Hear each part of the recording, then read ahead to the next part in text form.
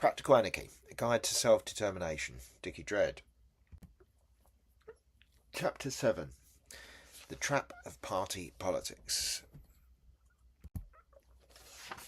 Section 56, Introduction, Why Party Politics Feels Necessary but is a Trap. For most people, politics begins and ends with parties. From school lessons to election night broadcasts, we're taught that casting a vote and backing a party is the essence of democracy. Parties are framed as the vehicle through which ordinary people can steer the state, making their voices heard and their needs addressed. To step outside this frame is often seen as reckless or naive. What else could doing politics mean if not supporting a party? Yet the trap lies in plain sight. Parties present themselves as the route to change, but in practice they function as managers of dissent. Anger at inequality, corruption or repression is not allowed to break free, but is channeled into safe rituals, manifestos, elections, parliamentary debates.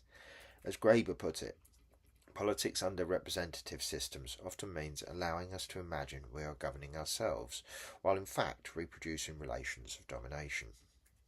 The function of the party is not to dismantle hierarchy, but to regulate it.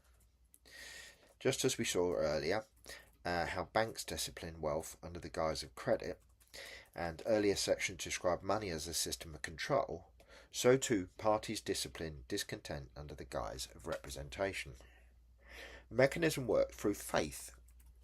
Chapter 6, we saw how religion requires trust in God.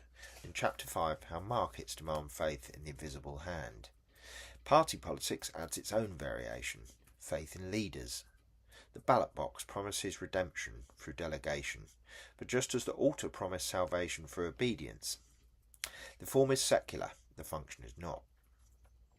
Earlier sections describe religion as a psychological state. Party politics is its political counterpart. This critique is not new. In Chapter 2 we traced how early anarchists like Proudhon and Bakunin warned that universal suffrage was less a triumph of freedom than a sophisticated mechanism for legitimising authority. Bakunin dismissed parliamentary systems as a sham democracy, while Proudhon argued that representation alienates people from their own power. The illusion that representation equals liberation is what we unpicked earlier, and it is what underpins modern party politics to this day. The challenge then is not simply corruption, nor the wrong party in power. The deeper issue is structural. The entire system of party politics is designed to divide, pacify and legitimise authority. This chapter begins by exploring why the illusion of choice persists, why sacrifice has been mythologised into an obligation to vote, and why belonging to a party feels so reassuring. Only then can we ask the bigger question: why do so many people cling to leaders when history shows us that liberation requires doing away with them altogether? Section 57, The Illusion of Choice, left, right, same system. At election time, party politics appears as a battlefield of competing visions. Rhetoric is heated, manifestos promise radical breaks, and the media frames the contest as decisive for the nation's future. Yet beneath the noise lies a remarkable consensus. Major parties rarely challenge the foundations of capitalism, the authority of the state, or the global economic power. Earlier we demonstrated how the state and capitalism are intertwined. Party politics serves as the public theatre that conceals this unity. UK and US examples. In the UK, the contrast between Labour and Conservative governments is often exaggerated. Policies may differ in tone or emphasis, but both traditions have overseen privatisation, the policing of protest, and a commitment to the global financial system centred on the City of London.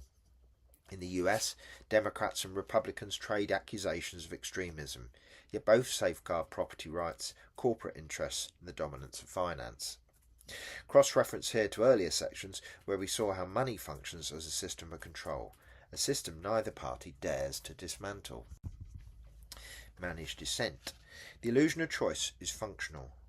By presenting two or more parties fundamentally opposed, the system channels public anger into safe containers. Voters believe they are striking blows for justice or stability. Whichever side wins, the underlying structures remain intact.